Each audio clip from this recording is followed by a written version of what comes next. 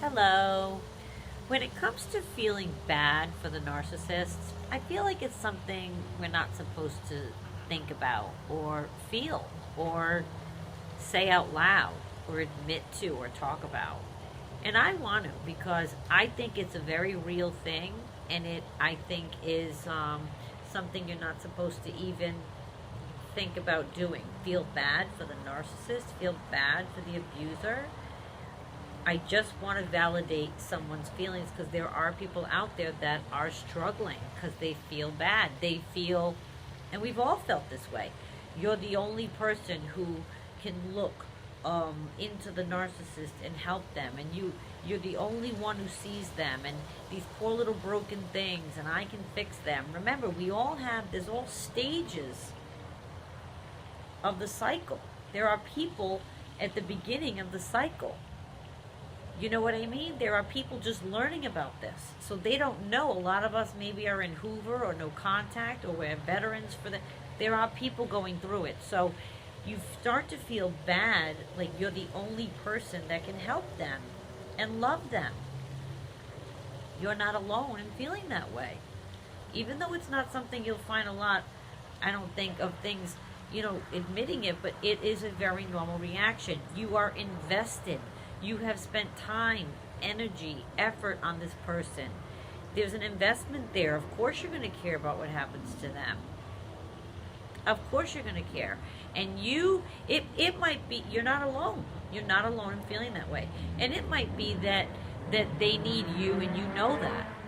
Like you've been, let's take middle of the road, not married 30 years, but not under a year. Let's take 10 years. You've been living together for 10 years. Let's just say. No marriage, no kids. Guess what? Now you're going to split an apartment. Maybe you know you're carrying him for rent. Maybe now you know he's got to go get his own water bill. He doesn't know what to do. He's never done it before. You've been taking care of things for all these years. So when that happens, maybe you've enabled it, and now you're mad at yourself because now you're stuck because you enabled it. You went and shuffled his kids around. You were the ride for this and that. You were the buffer maybe with him and his parents. A lot can happen over the course of a relationship that makes it so that they need you. And you're thinking to yourself, but they need me, but they need me. Listen to me. They need those functions filled. They don't need us, the person. Do you know what I'm saying? Like I have people in my life, bestie this, bestie that, cousin this, brother that, and I need doses of those people. Those people I need doses of, and I will call on them and get my dose of that person that I love so much. It's not a function I need filled. So say, for example, okay, so you can't picture them living without you for practical reasons. Very common. So you feel bad. What's going to happen to them? And it keeps you stuck. You're not alone. The thing is, it's not our responsibility to be responsible for another adult. Period. It's just not. Oh, but I'm telling you, he really couldn't do it. He'll figure it out. He'll either get roommates, or will move back in with his parents, or depending on his age, maybe he'll move in with his adult children, or he will stay in a hotel and have everything done for him. Whatever the case is, you are not the person that is supposed to show him life.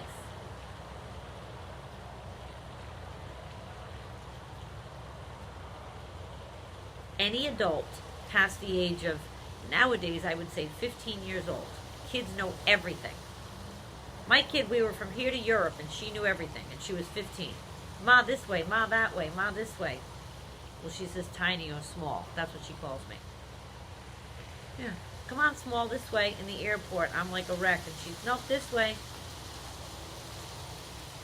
So kids can figure anything out. Kids can live on their own. If an adult that you are spending time with cannot live on their own and make it without you, that's a whole other set of problems. And if you look at it from that perspective, it will snap you out of it pretty quickly. If you are an adult, and I'm assuming we all are, and you're meeting up with another adult, I would think one of the first tenets that you need to see is they are self-sustaining. Whether they're renting an apartment or if they live in a house, or they're self-sustaining, meaning they are responsible for their own life. So not in their parents' basement, not sleeping on a friend's couch, not renting a room in a house, it's not your name. I'm talking responsibility. Their name is somewhere, they pay something, they are self-sustaining people. That is something that they should have without you and before you meet them. Now, you can grow together, and that can change and improve. But for the love of Blanche, if the man does not have a job or the sense or the responsibility or the character to take care of himself, then it's not your job to teach that to him. So don't let that be a concern. Now, can you feel bad? That's the part that I started out saying. Yeah, in your heart, you're going to.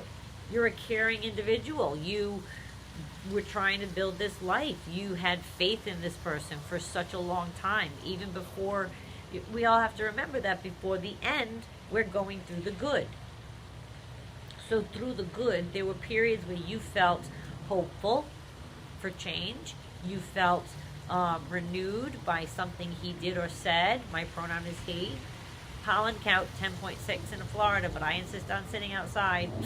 Forgive my allergies, but I'm not going in. I love it out here. But you feel like you're letting that person down because you too throughout the relationship made promises. But what I would like you to remember is that your promises came from a place of a genuine concern for showing that person you were committed to them and you were bringing the relationship forward into the next level and the next level. Their promises and things, as we've discussed before, was just love bombing and lies to get something out of you, whatever it was that they wanted at the time. It really sounds terribly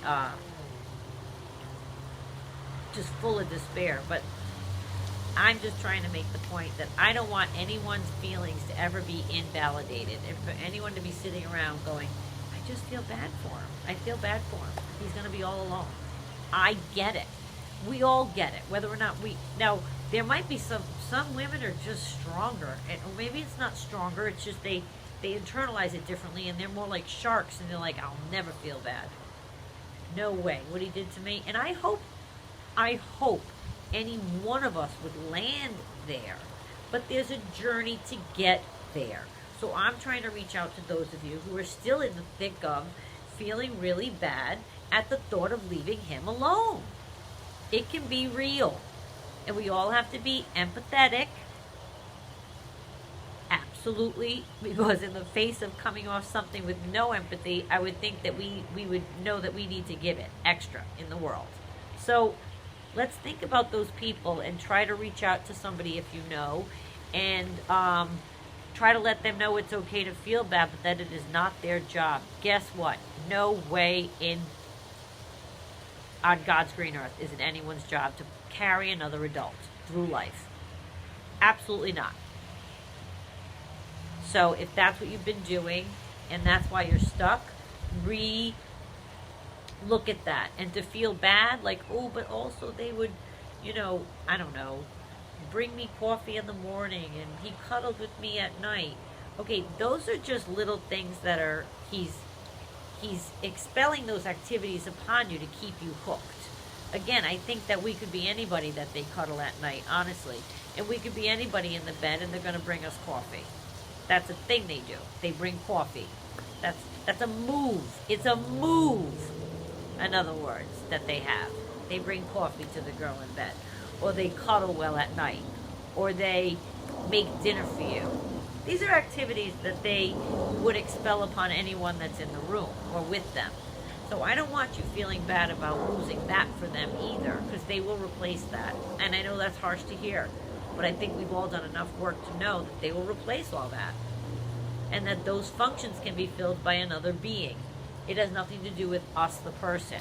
So you deserve, and I deserve, and we all deserve, to be self-sustaining in our own life, meet someone else that's self-sustaining in their own life, and meet two healthy-minded people that don't need anybody to take care of them.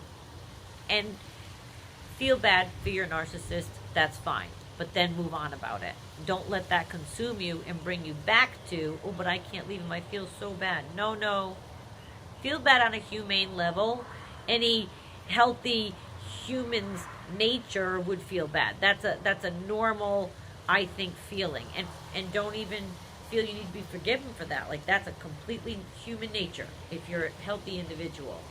But then end it there. You can feel bad, but then break ties. It's not your job. It is not your job. Let them go.